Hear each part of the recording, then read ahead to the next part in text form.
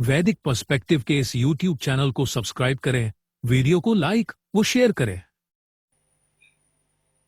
ओम नाई दिवह पृथिव्या अंतमापुहना मायाभिधनदाम पर्यभुवन युजम वज्रम बुद्धः चक्र इंद्रो निर्ज्योतिषा तमसोगा अदुक्षा। नहीं प्राप्त किया जिन्होंने स्वर्ग और पृथ्वी का अंत, नहीं किया प्रज्ञाओं द्वारा धन देने वाली का सर्वतः तिरस्कार।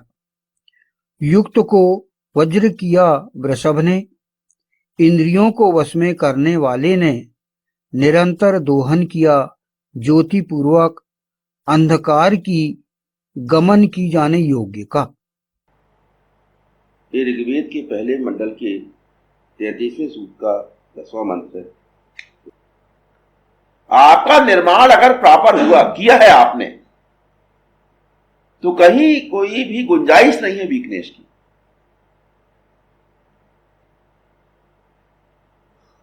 कहीं डरने की, डगमगाने की, कांपने की कोई जगह ही नहीं।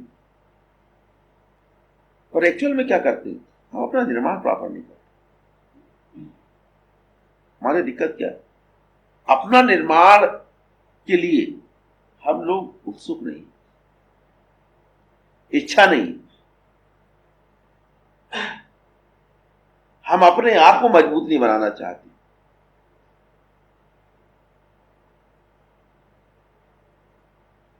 हमारी विचारधारा अभी मजबूत नहीं हुई। हमारे यहाँ यानी सबसे बड़ी जो कमी है वो क्या है, आपने अपने आप जो हिंदू धर्म की जो विचारधारा है, तो जो बेस है, उसको पिकअप नहीं किया। इसलिए जैसे क्वेश्चन होते हैं लोग गड़बड़ाने लगते। प्रश्न पूछा और फिर चेहरे उड़े, फिर डगमाहट चालू हुई। कोई कहीं उड़ेगा, कोई कहीं बहकेगा, कोई कहीं हुआ। ये रहे हमारे जवाब टू द पॉइंट नहीं रहते। जब भी हम प्रश्न पूछते हैं तो उसका उद्देश्य होता है आपकी विचारधारा को टटोलना, आपका शब्द का चयन, आप किस चीज को ज्यादा एक्सप्लेन कर रहे हो, वो सब राज खोल देते हैं आपके। आप जो नहीं बताना चाहते वो सब में वो भी बताते हैं। तो आपका बताना, आपका छुपाना सभी राज खोलते हैं। जब भी प्रश्न पूछा जाएगा, और जब सबसे कोई प्रश्न पूछा जाता कि एक से लेके सब बताइए, सबकी विचारधारा सामने आ जाती उसकी। आज तक आपने क्या निर्माण किया है वो आप बता देते हो, हम समझ जाते हैं, उस हिसाब से आगे चलते कि कौन कहां तक पहुंचा है, अभी किसको कितनी यात्रा और करनी बाकी है। तो ये सब राज खोल दी। इसलिए उसको सही प्रॉपरली उस चीज को समझिए और अपना निर्माण करिए। खुद तुमको अपने जीवन में ही उसके इफेक्ट समझ में आए। प्रॉपरली निर्मित व्यक्ति जो है वो कभी विपरीत परिस्थितियों से नहीं घबराए।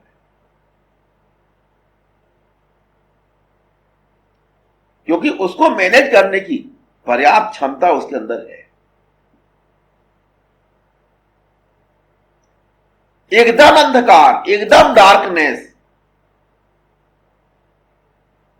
उसमें भी सरवाइव करने की क्षमता उसके अंदर है,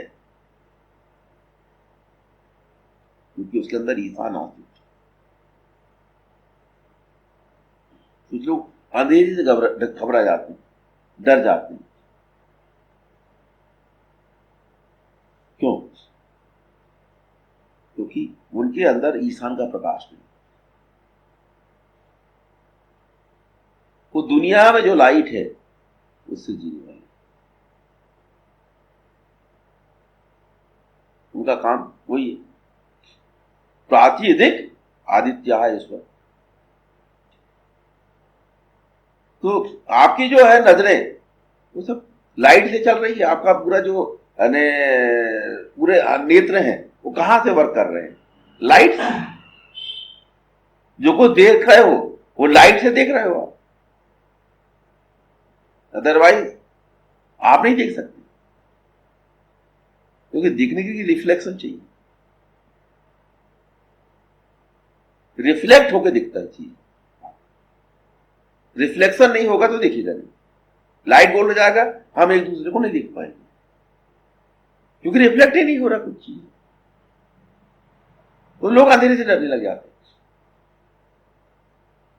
विपरीत परिस्थितियों में लोग डरने लग जाते हैं, भयभीत हो जाते हैं, मानसिक संतुलन खो देते हैं।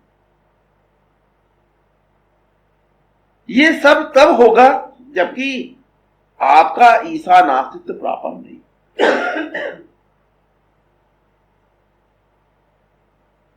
हमेशा आप बिल्कुल कंट्रोल खो देंगे अपना, डिप्रेशन में चले जाएंगे। एक ईसान को मानने वाले व्यक्ति कभी डिप्रेशन में जा ही नहीं सकता, क्योंकि कभी वो इतना असहाय हो ही नहीं सकता, इतना निर्बल नहीं हो सकता कि डिप्रेशन उस तक पहुंच जाए।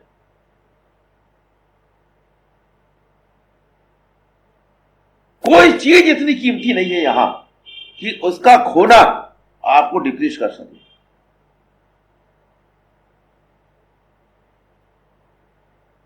यहां पाना और खोना तो लगा है, वो आपकी मानसिक स्थिति को डिस्टर्ब नहीं कर पाता, ना पाना ना खोना, क्योंकि डिप्रेशन इसी में, खोना जो है वो डिप्रेस करता है, और पाना वो क्या करता है, वो हाइपरटेंशन, वो क्या पैदा करता है, मतलब आपका जो रक्तचाप है वो बहुत ज्यादा बढ़ जाता है।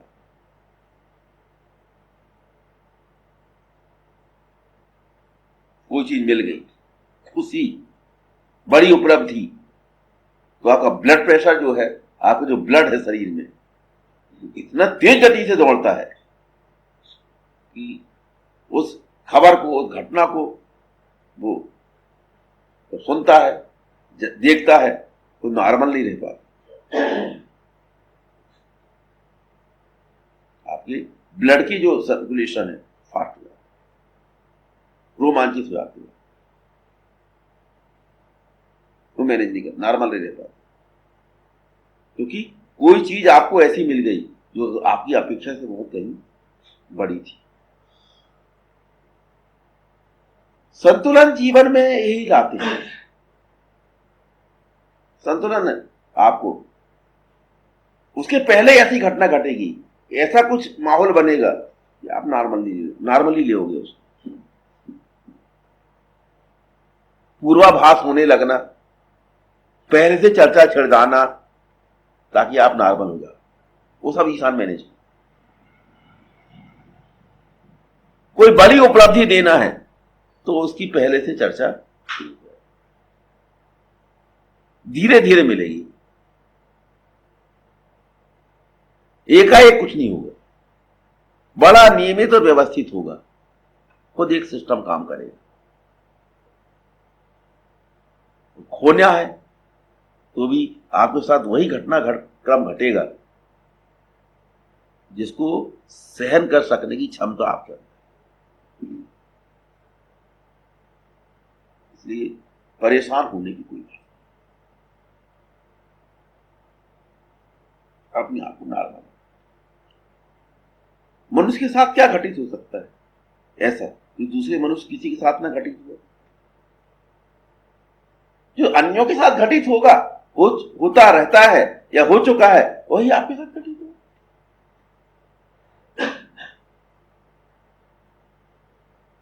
तो लोग जब दूसरे लोग सहन कर पा रहे हैं तो आप क्यों नहीं सहन करते? इतने लोगों के साथ होता हुआ देखा, आज अपनी बारी आई तो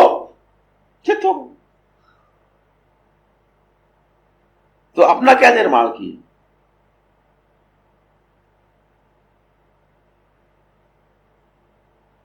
ये सारी चीजें जो है, अगर आप अपने जीवन में संतुलित चाहते हैं कि इनपे ध्यान ना देना पड़े तो खुद मैनेज होते रहें, प्रॉपर रखिए, सब चीजें ऑटोमेटिकली मैनेज होंगी और तुम्हारे जीवन में उत्थान, तुम्हारे जीवन में व्यवस्था, सब कुछ आपको नजर आए।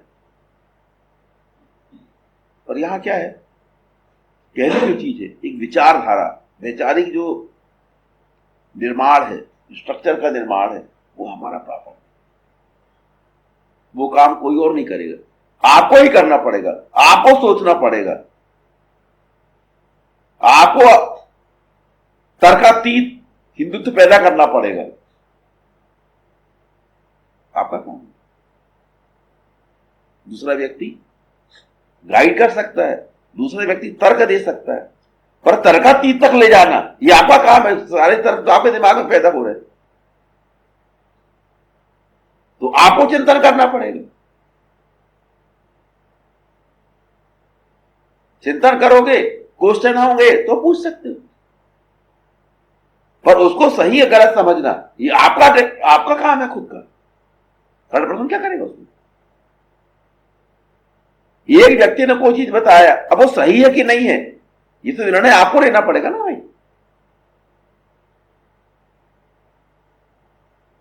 तो एक्चुअल में हमें वर्क करना चाहिए अपने अंदर कि हम अंदर से क्या है, उसको ज्यादा मजबूत करने की जरूरत। आधार स्तंभों को समझना ज्यादा जरूरी है, क्योंकि वो समझे रहोगे तो बाकी जगह आप बढ़िया परफॉर्म कर जाओगे। यहां से शुरुआत व्यक्ति करनी चाहिए। यहां औरत के, स्त्री के विषय में यह बोला गया है कि उसका उपयोग सुकृत को करना है। तो औरत खुद सत्कर्म करने वाली हो, वो जरूरी, उसकी क्या है जरूरत, उसका अच्छे विषय में आप यूज कर सकते। बुरी से बुरी स्त्री भी आपके संपर्क में आए, उसे बदल दे।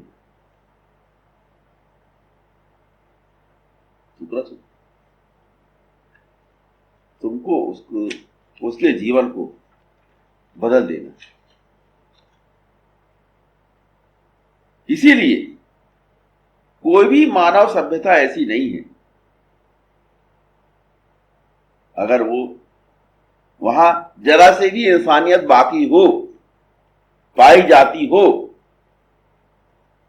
अनंतांश भी इंसानियत वहां पाई जाती हो, मानवता पाई जाती हो, तो वो औरत के लिए मृत्युदंड और बच्चों के लिए मृत्युदंड कभी निर्धारित नहीं कर, किसी भी कल्चर में नहीं किया गया।